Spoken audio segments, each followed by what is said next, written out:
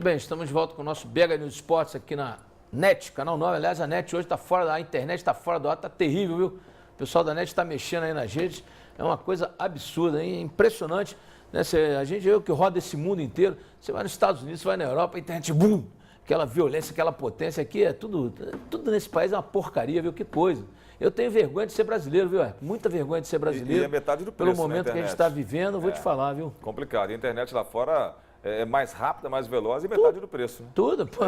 Não, aqui você paga torpedo, você paga tudo nessas operadoras de telefonia. Lá você não paga nada, tudo de graça. Nos Estados Unidos você liga da costa leste para a costa oeste sem taxa adicional. Sem taxa. Eu passei 15 dias lá e comprei um cartãozinho de $5 de um chip de telefone. Falou mesmo. Falei, ainda deixei lá para o meu amigo usar o restante do chip, que ainda tinha bastante crédito ainda. Mas sério, isso aqui nunca vai se tornar uma potência. Isso aqui é o país da bandidagem, dos vagabundos, dos políticos ladrões e corruptos.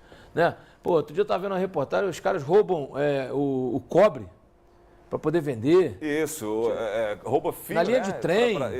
Nossa, uma coisa, o cara corre risco ali de... Nossa. E ainda tem, a gente antes do programa estava comentando aqui do que aconteceu mais cedo, o cara deixou um bilhetinho na máquina do caixa eletrônico de um banco, falando: eu sou terrorista, tem uma bomba nessa agência. O cara brinca com isso, o cara tem coragem. Pega esse vagabundo, passar põe ele 30 anos na cadeia. Passar trote para isso, passar trote para SAMU. O cara liga para o SAMU, fala: tem um cara doente passando mal aqui. A ambulância chega e não tem ninguém lá. Não tem ninguém e tem outro precisando. Outro passando mal. É brincadeira. Isso é o que você fala sempre, a falta de educação.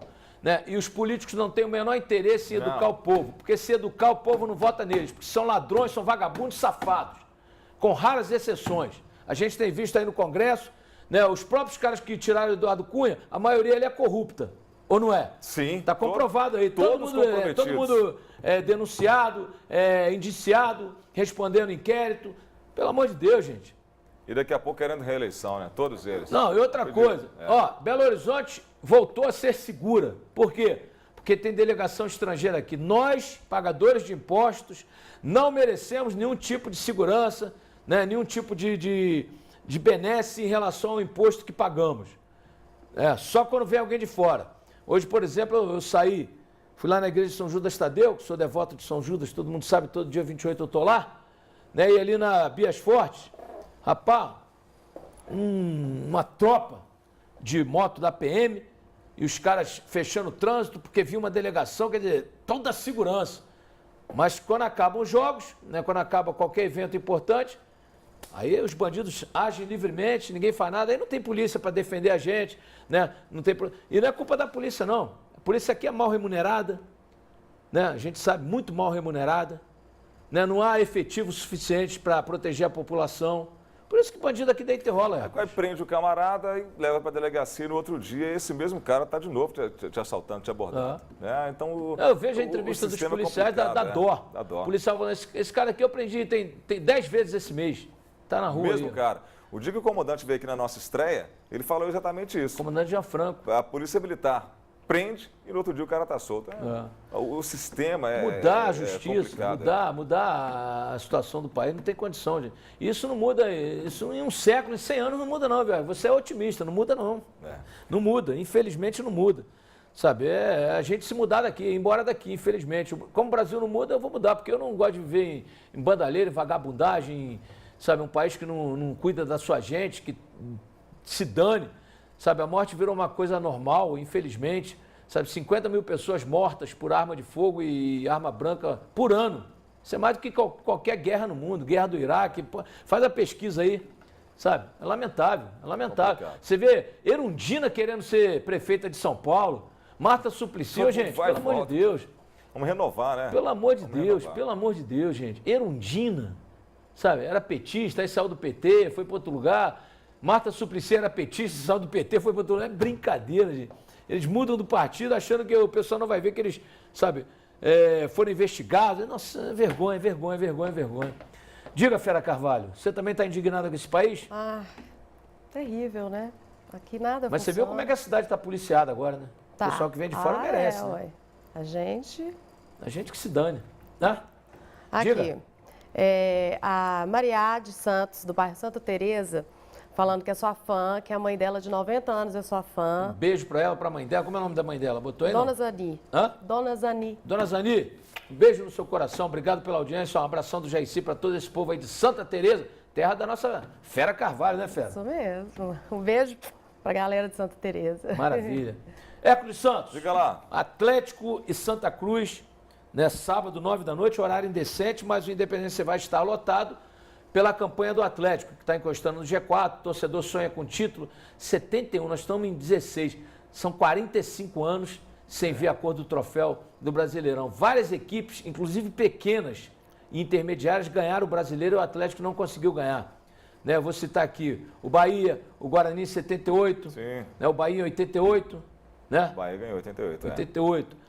Equipes pequenas, que são pequenas ou intermediárias, ganharam e o Atlético não conseguiu ganhar. Né? Nesse intervalo aí, o Flamengo ganhou 6 vezes, o Cruzeiro ganhou mais 3 vezes, né? O Corinthians ganhou 4 vezes, o Vasco ganhou 4 vezes. São Paulo arrebentou. São Paulo ganhou 5 vezes. É. Quer dizer, gente, pelo amor de Deus. Tá na hora, passou da hora, né? Pelo amor de Deus. Passou da hora. O Atlético passou a década de 80 com um time muito bom, tipo a seleção de 82, mas que não ganhou nada. Né? E não adianta esse complexo, que o torcedor atleticano tem um complexo de arbitragem. Né? A arbitragem prejudicou o Atlético, muito prejudicou, mas já favoreceu também. É. Isso aí, os árbitros, alguns são venais. Né? A gente sabe, alguns são venais. Outros são incompetentes mesmo. Né? Muita gente fala, o Zé Roberto Reit levou isso, levou nada. O Zé Roberto Reit é tricolor, ele torce pro Fluminense, e quando a carreira dele foi encerrada, né, ele foi diretor de futebol do Fluminense, depois que ele foi trabalhar na Globo como comentarista de arbitragem. Então isso é tudo lenda. E eu sempre digo, aquelas equipes de Flamengo e Atlético da década de 1980, eram 2 timaços que, se jogassem 10 jogos, teriam 4 vitórias cada equipe e 2 empates. Tamanha a igualdade. Zico, Reinaldo, Cerezo, Andrade, Adílio, Éder, só craque, só gênio da bola. Entendeu? Então, pelo amor de Deus, o atleticano precisa parar com esse complexo de arbitragem. Alguns prejudicaram, mas já prejudicaram outras equipes. Todo mundo já foi prejudicado e favorecido. E o não pior pode de usar tudo... isso como amuleto. O Atlético tem que ser um time competitivo e se tornar campeão, como foi na era Calil. E tem grupo e time para isso. Né? O maior exemplo foi agora com o Levir Coupe, aquele jogo contra o Grêmio aqui em Belo Horizonte. E o pior do que o erro da arbitragem, ou tão grave quanto o erro da arbitragem, o cara perdeu o psicológico todo, ele perde o foco todo, esquece de jogar bola e fica culpando a arbitragem. O erro existe, mas tem que tentar desvincular isso de dentro de campo. A gente percebeu muito bem isso com o Levir Coupe, o Atlético estava bem, temporada 2000, ano passado, né, 2015, mas teve aquele problema do Corinthians ser beneficiado, o Atlético ser prejudicado. Em muitos casos, coincidência, em outros, de repente, pela própria chatice, a insistência na reclamação, o árbitro é ser humano também. O ideal é tentar se desligar dessa coisa da arbitragem, focar no futebol, jogar bem. Você acha que o Cruzeiro não foi prejudicado em 2013, 14, 2003? O Atlético também, quando foi bem na Libertadores, não teve erro de arbitragem contra o Atlético? Claro que teve, mas o time jogou bola e foi muito melhor do que tudo isso. Tem que superar o árbitro também. Agora, Hércules, não pode um time da grandeza e da camisa do Atlético ficar quase meio século sem ganhar um título brasileiro. Complicado. Não pode. Dá não. Sabe, o pessoal leva na brincadeira, não é brincadeira. Um time da grandeza do Atlético ter sido campeão em 71 e quando o formato era outro. Nos pontos corridos o Atlético não conseguiu ser campeão. Não. Tem aquele também que fala que se fosse pontos corridos antigamente, o Atlético teria 4, mas não era. Mas não era. Ele assinou. Era outro Por esquema. exemplo, você chegar na 77. Europa, explicar para o inglês, para o espanhol, falar assim, o Atlético chegou com 10 pontos à frente de São Paulo, mas o campeão foi o São Paulo. O cara fala assim, peraí, vem cá, tem um Galbo Veloso aqui na Espanha, bota esse cara no Galbo Veloso, é louco. Vocês não sabem fazer conta, não? Não sabe fazer conta, você é imbecil? Mas não é, assinou o regulamento. E aí o São Paulo acabou com 10 pontos menos campeão, ganhou nos pênaltis, foi campeão. Quer dizer, não adianta chorar o leite derramado. Não assinou o regulamento? Então não assinasse. Falar, esse regulamento eu não jogo. Eu não disputo esse tipo de competição. A partir do momento que aceitou e assinou, não pode chorar, amigo. Sabe, tem que ter a competência para ganhar nos moldes que foram estabelecidos. Se a forma de disputa era aquela, que ele tivesse preparado para ganhar daquele jeito. Claro. Não é? Era um mata-mata no fim da competição, né? Era um triangular, às vezes um quadrangular. 71 o Atlético foi campeão assim no triangular. Era São Atlético, Paulo, Botafogo e São Paulo. Exatamente. Empatou com o São Paulo aqui, era só empatar. Ganhou do São Paulo aqui. Bastava empatar com o Botafogo no Rio, venceu lá e levantou o caneco. Acontecem essas coisas. O Santos, que foi campeão com o Robinho, o Diego, aquela geração brilhante do Santos lá, classificou em 8º lugar. Foi para o mata-mata, eliminou o Corinthians, aquele pedal, aliás, foi para a final com o Corinthians, né, que foi o primeiro naquela classificação. O Robinho pedalou em cima do Rogério e foi campeão. É um regulamento. Beneficia alguns que não são tão bons, em outros casos os melhores vencem, mas o que é justo, o mais justo mesmo é o pontos corridos. E todo país tem o campeonato e tem a sua Copa. Claro. Nossa Copa é a Copa do Brasil, né, que ontem teve aí muitos jogos, levando times para as oitavas de final, e tem o Campeonato Brasileiro, que é por pontos corridos, privilegia a regularidade. Simples assim. E desde 2003 foi estabelecido, eu já disse, é um grande feito da CBF, né, tem instituído o Campeonato Brasileiro por pontos corridos. A gente sabe que as emissoras de TV não gostam, porque elas gostam do mata-mata, porque o mata-mata dá mais emoção, dá mais audiência, dá mais grana, porque realmente se você pega aí, tem times que são campeões com 4, 5 rodadas de antecedência, mas nem por isso o torcedor perde a motivação. Tem time brigando para não cair, tem time brigando por Sul-Americana, time brigando por Libertadores. E aí, quer dizer, a emoção vai até o fim. A única coisa que eu não acho justa aqui, Hércules, é o fato de uma equipe ser campeã com 4, 5 rodadas de antecedência, tirar os principais jogadores. E aí acaba abrindo as pernas para os outros times que às vezes... Isso está errado. Não, isso está errado. E aí a gente volta... Veja a seriedade da Europa, os ingleses. Eu citei aqui o PSG outro dia, foi campeão, o Ibra, o Thiago Silva, todo mundo jogando até a última partida. O respeito aos adversários, a distribuição de renda na Inglaterra, que a gente citou aqui agora, tem muito a ver com isso também. Até a última rodada, o cara vai tentando pontuar melhor para ter mais renda no próximo ano, claro, a distribuição. Então, até essa forma de disputa, se você colocar ali paralelo com a grana que as TVs dão, a TV pode encontrar uma solução dentro do próprio campeonato, será redistribuir melhor essa renda. Porque vai dar, o cara que tem 16º vai querer terminar em 15º, em 13º, para no próximo ano ter um pouco mais de dinheiro das cotas de televisão. Não, e além do desrespeito ao adversário, né? Porque também tem adversário que depende daquele resultado para o outro não cair, para não cair, quer dizer, tem que ter um respeito.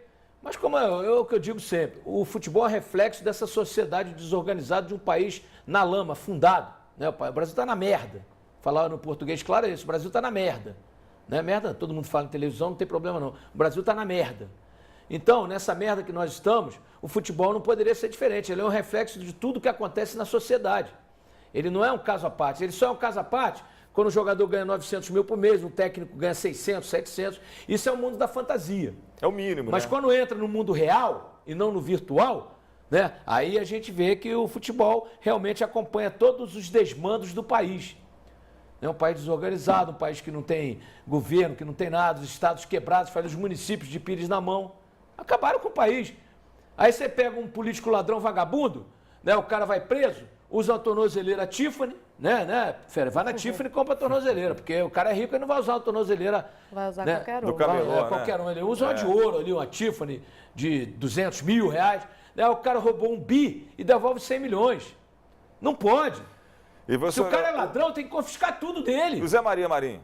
Né? Tá onde? Tá na lá, Quinta Avenida ainda? Tá lá, não, mas nos Estados Unidos tem a lei, o cara tá pagando. Ele pagou uma fiança para poder ficar em prisão domiciliar. Aí é a lei do país. Ele pagou uma fiança para ficar em prisão domiciliar, mas vai ser julgado. E pode morrer na cadeia lá, porque lá a coisa é séria. Se pegar, vai embora. Né? Lá a coisa é séria, não tem negócio de idade, tem 83 anos. Nos Estados Unidos não tem isso. Né? Ele pagou para poder ir no Trump tal, lá no Trump... Na Quinta Avenida, que é um dos pontos mais nobres. Eu estive lá agora em Nova York, passei na porta, você vê os policiais na porta. Ele paga a segurança, ele paga a tornozeleira, lá quem paga é o cidadão. Com o dinheiro, né? Que ele... tá pagando. É o dinheiro que ele, Marinho, conseguiu de forma lícita e ilícita. É porque o ser humano, ele é ganancioso. O Marinho é um cara rico há anos. Foi governador de São Paulo, o governo caiu no colo dele na época da ditadura. Né, ganhou muito dinheiro, o cara era milionário, mas o cara vê ali a molezinha e quer roubar mais. É, grana o poder, né? Entendeu? O dinheiro e o poder seduzem demais. Seduzem. Você viu aquela série House of Cards dos Estados Unidos, falando do presidente? Aquilo ali é a realidade. Claro. Isso no governo americano, hein? Você acha que aquilo não acontece? É ser humano, né? Você acha que aquilo não acontece? Ele quer sempre estar por cima, a vaidade fala muito alto. Mas a vaidade com roubo não dá. Então a gente pega esses políticos aí, o cara no Ceará vai ficar numa mansão de 50 cômodos, né, usando uma tornozeleira Tiffany, naturalmente, e quando acabar a pena dele, vai tomar o vinho caro, o champanhe, vai tomar tudo, vai andar no iate que ele roubou, vai andar no jatinho que ele roubou, porque tem que confiscar tudo. Se o cara devolveu 100 milhões, gente, o cara roubou muito mais, Hércules. Dá para fazer um levantamento do que ele roubou. Ele roubou um bi, gente, não tenha dúvida disso. E devolve só uma pequena parte, uma pequena parcela. Não, e outra coisa, o cara com 2 anos está na liberdade. O cara vai cumprir prisão domiciliar. Com a As leis aqui favorecem o vagabundo, né? A lei do Brasil favorece o vagabundo. O cara costurou tantas bolas, na prisão, costurou tantas bolas, fez não sei o quê, abateram aí, de 365 dias, abateram 100. Né? Não existe isso nos Estados Unidos, amigo. Não existe visita íntima, não existe nada disso. Vamos copiar o que é sério, vamos fazer presídio. Não é tornozeleira não, vamos fazer presídio. Pega essas empreiteiras ladras aí, essas Odebrecht da vida, que deram um cano no país, que arrombaram o país, e manda construir presídio. Não é? Presídio particular, porque o cara vai estar lá, vai render dinheiro para o dono do presídio. E o governo não tem que ficar pagando hospedagem para preso, não. Outra coisa. O preso ele tem prioridade em vacina, ele tem banho de sol, tem nutricionista. Que você vai na favela, na zona mais pobre da cidade, o cara não tem nutricionista, não tem nada disso, não. Fica na fila do posto de saúde para tentar uma vacina e não consegue a vacina. Mas o preso ele tem direito a isso tudo. É lamentável. E aqui nós temos preocupações sociais. Sim, o nosso Vander, né, craque ali da direção de TV, nossa turma aqui, conseguiu dar um jeito aí, mesmo sem internet, e os vídeos estão no ponto. Vamos de que primeiro, Vander? Gilvan, doutor Gilvan de Pinho Tavares, põe na tela aí na apresentação do Mano. O Mano Menezes, depois que nós decidimos com o treinador que ele não iria mais continuar no Cruzeiro, conversamos com o Bruno e com o Thiago para que a gente fizesse um contato com o Mano, que estava de férias. E a primeira exigência que ele nos fez foi que a gente tinha primeiro que decidir a situação do treinador que estava no Cruzeiro. Aí dissemos para ele que aquela situação já estava resolvida, que o Paulo Bento, já não era mais o treinador do Cruzeiro. Ele, então, de bom grado, aceitou vir para o Cruzeiro. Doutor Gilvan dando as explicações aí por que demitiu o Paulo Bento. Pressão, né, Gessi? Pressão, lógico que é pressão. Tanto é que o Thiago Escuro esteve aqui e disse que não demitiria jamais, que o plano deles era de médio a longo prazo com o Paulo Bento. Mas não adiantou a pressão, e o doutor Gilvan foi claro, nisso ele falou, e a torcida concorda com ele. O Cruzeiro nunca caiu, não é agora que ele vai deixar cair. Então, antes que caia, ele preferiu mandar embora o português e trouxe o Mano Menezes. Foi na emergência da coisa, né? Trazendo o Mano Menezes, que deu certo há pouco tempo, não quis pagar para ver. Não quis pagar para ver como o Ricardo Guimarães fez com o Tite, segurou até o momento que ficou insustentável, quando veio a demissão e a troca de comando no Atlético, isso em 2005, o Cruzeiro não quis pagar para ver, trocou logo. O Tite teve um turno todo ruim e foi demitido ainda no primeiro turno. É bom lembrar isso. Mas foi depois o Atlético teve o segundo turno inteiro e não conseguiu se recuperar. Não conseguiu, as apostas não foram as melhores. Vieram o Mário Sérgio e outros técnicos lá que não deram certo. E por fim veio o Lorissandre. Verdade. Fechou o ano com o Atlético. Vamos ouvir o nosso Mano Menezes que está de volta ao Cruzeiro. Solta aí, Wander. As coisas podem mudar muito rápido. Se surgir uma proposta milionária para você mais uma vez, você vai pensar de forma diferente? Dá para analisar dessa forma? Não, para os próximos 7 anos já estou satisfeito com os milhões que ganhei lá.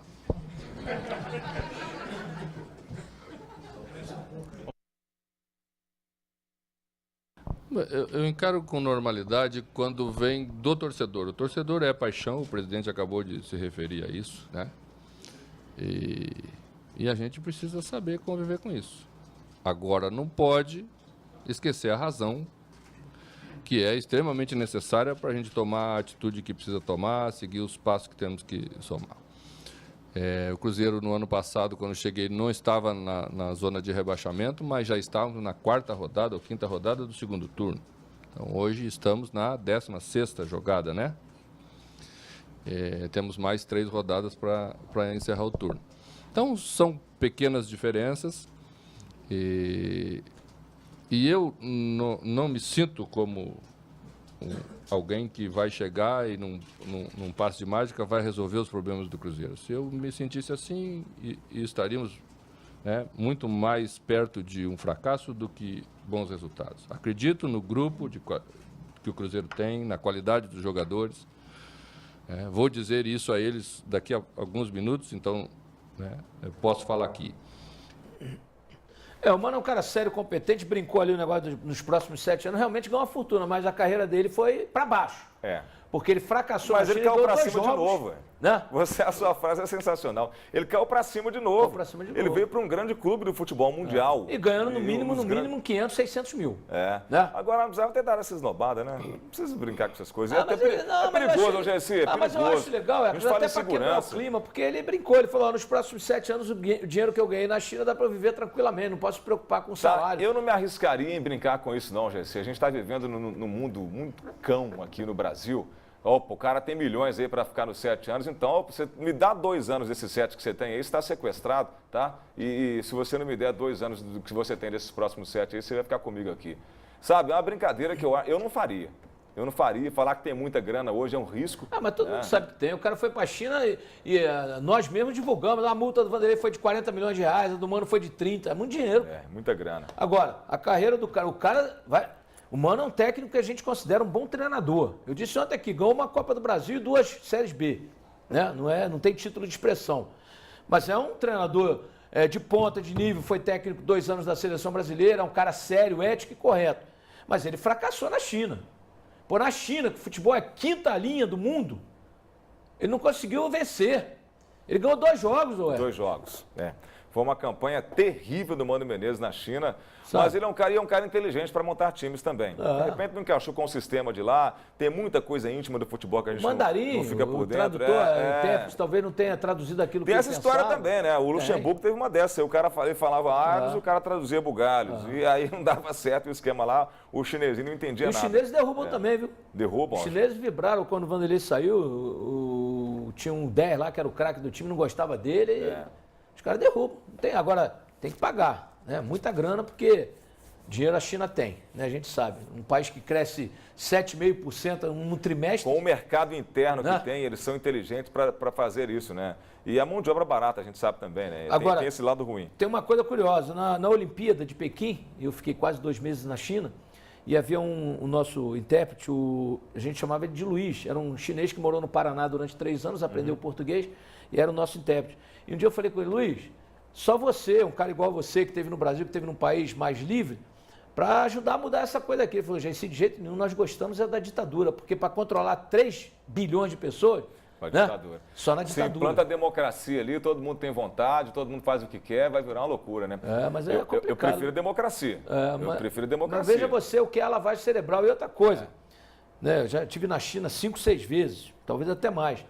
Já estive em Guangzhou, já estive no interior da China, já estive em Pequim. Pequim umas 3 ou 4 vezes com a seleção. Deixa eu dizer um negócio aqui. O chinês, gente, quando acabou a Olimpíada, eu pedi um táxi. E lá outra coisa, se você não andar com um papelzinho em chinês, eles não sabem nada de inglês, não te levam em lugar nenhum. Você está morto, você está perdido. É verdade, Não eu é? fui também lá. Você já foi em Hong Kong, você sabe de Hong Kong ainda era colônia inglesa, já voltou para os chineses agora. Então é o seguinte, Hércules, eu pedi um táxi, o cara falou, não, o táxi vai estar aqui, um hotel bom que a gente ficava. Pô, o táxi, rapaz, na hora que eu entrei, te juro por Deus, eu ia para o aeroporto, estava frio pra caramba. Eu tive que abrir a janela do carro para poder respirar, porque o cara, um mau cheiro dentro do carro, aí eu descobri, o cara não tinha lugar de morar, dormia dentro do carro. Os chineses têm dente podre. A maioria dos chineses lá, eles são oprimidos. São escravos. São escravos. Né? Uma minoria lá, que você vê uma matéria na GNT, o cara que toma um vinho top, que é milionário e tal. Mas a maioria desses 3 bilhões aí, né, a maioria é pobre, mas pobre de marré. Entendeu? Paupérrimo mesmo. Não é? Reflexo da Você já teve ditadura. lá, já viveu essa experiência. Eu vi, eles almoçavam dentro do carro. Não é? É verdade. Não tem casa, não tem saneamento básico, a coisa lá é complicada também. É complicado. País ditador é complicado. Tanto é que para fazer a Olimpíada tiveram que maquiar Pequim, né? Por isso Tiveram que que eu fazer um sistema lá para conter a poluição, parar as indústrias, mandaram parar Mas tudo. não conteve, pra não, porque poluir. aquilo lá é terrível. É, Eu já fiz jogo lá, eu tenho aqui com máscara, porque é complicado. Agora, tem um detalhe importante. O mandarim é a língua mais falada do mundo, porque os chineses são em maioria, 3 bilhões. Mas nunca tem gente que fala assim, o chinês vai dominar o mundo, esquece. Quem vai dominar o mundo é americano, é educação. O Hércules foi muito feliz nisso. É o país mais educado do mundo. É a Suíça, a Suécia, Finlândia, né, Islândia, esses países onde a educação é condição número 1, esses sempre vão dominar o mundo. Os Estados Unidos tem a maior economia do mundo, embora os chineses cheguem perto, mas, né, os Estados Unidos são um país onde a educação é prioridade. A educação é tudo na vida. Deixa eu ouvir o Léo aqui. Põe o Léo aí pra gente ouvir. O Mano é um excelente treinador. Demonstrou isso ano passado, que esteve aqui com a gente. O Mano, já conheço ele de algum tempo, foi ele que me subiu das categorias de base do Grêmio. Já pude conhecê-lo já em outras partes, até mesmo ano passado. É um treinador que é educado, conversa bastante, que já conhece o clube, já sabe como é que é o Cruzeiro. E a gente tem uma expectativa muito grande para que ele possa chegar, possa também dar sua parcela de colaboração para a gente poder engrenar uma boa fase. Talvez o Mano tenha olhado as falhas do Léo no último jogo, né? Que o Léo falhou nos 2 gols, né? E tenha barrado o Léo, né? Que tinha voltado no lugar do Bruno Rodrigo. Mas se ele olhar as falhas do Bruno Rodrigo também... Nossa, aí barra o Bruno Rodrigo. Não tem jeito, aí vai voltar com o Bruno Viana. Vamos respeitar, o Mano tá chegando, ele tem as convicções dele, porque treinou esses caras ano passado, conhece, então ele vai, vou começar com o que eu tinha de melhor, que era o Manuel e o Bruno, para ele, né? Quem sabe ele consegue encaixar e vamos ver como a coisa funciona. Tem mais o Cruzeiro que trabalhou hoje pelo Mano, enquanto o nosso Hércules comenta enquanto roda aqui. as imagens aí, o Cruzeiro que trabalhou hoje cedo na Toca da Raposa 2. Isso aí já foi ontem, né? O Mano já trabalhou. O time treinou com o Fábio no gol, Lucas na direita. Fábio? Fábio no gol. Lucas pela direita. A zaga de Manuel e Bruno Rodrigo. O Léo foi sacado e o Edmar na lateral esquerda. Certo. Meio de campo de Bruno Ramires, voltou. Ariel Cabral, Rafinha e o Arrascaeta. Botou o Rafinha com o Ariel Cabral e com o Bruno Ramires. 2 volantes aí apenas. Rafinha e Arrascaeta na armação. Sobes e William. Sobes e o William na frente. É um bom time, o Ábila né? ficou fora. É um bom time. Só que eu prefiro o centroavante, para ser o centroavante, o Ábila. Mas ele entende o William como centroavante. Mas aí ele tem o atenuante de o William ter trabalhado com ele e ter feito gol. Foi artilheiro. Fez 11 gols, se não me engano, em 8 jogos. Ele ano passado falou a mesma coisa. O William não é ponta para mim. O William é centroavante. E o William arrebentou de fazer gols, então não vou contestar. Não. Contra números não há argumento, né, Gessi? Ele entrou e fez gols de tudo quanto é jeito. O William... Aí foi a contusão do Henrique? Ele tava lá, o Henrique. O Henrique é dúvida. Saiu lesionado, né? Saiu mas se não for dúvida, é titular. Você entende? Eu entendo que sim. Sairia o Rafinha? Não, aí sai o menino, sai o Bruno Ramires. Sai o Bruno Ramires. Que é volante. Então seria Bruno, Ariel e Rafinha. Um meio campo mais experiente, o Arrascaeta, aquele homem da armação. Livre. O Arrascaeta tem que jogar livre. Não dá para o Arrascaeta ficar, guardar a posição, centralizado. Ele cai muito pela ponta. É legal o Arrascaeta jogar assim na ponta esquerda. Mas ele tem que ter liberdade de flutuar pelo meio, de vir dialogar com o volante, fazer lançamento. O Arrascaeta é um cara que o Vanderlei Luxemburgo rabisca bem o Arrascaeta. Então tem que jogar livre mesmo o Arrascaeta. Verdade. Maravilha, beleza. Vamos fechar o noticiário do Cruzeiro. O Cruzeiro que pega o Santos domingo na Vila Belmiro, 4 da tarde, Hércules? 4 da tarde. Jogo muito difícil. O Cruzeiro se conseguiu um empate, é bom resultado, né? Quem sabe uma vitória, o Mano estreando com vitória, às vezes a sorte também, o fator sorte, né? É muito necessário no futebol. Competência, né? Eu acho que você tem que ter a competência para ter sorte, né? Intervalo? Então vamos, a gente vai um pequeno intervalo com o nosso BH News aqui na NET Canal 9, na Espalha Geral, que estamos aqui, Jaci Carvalho, Fera Carvalho, Hércules Santos, nosso Eric Johnson está chegando e voltaremos rapidinho. Tá, de meio-dia a 1, estamos aqui ao vivo, 7h30 da noite de reprise. A gente volta já já, fique ligado aí.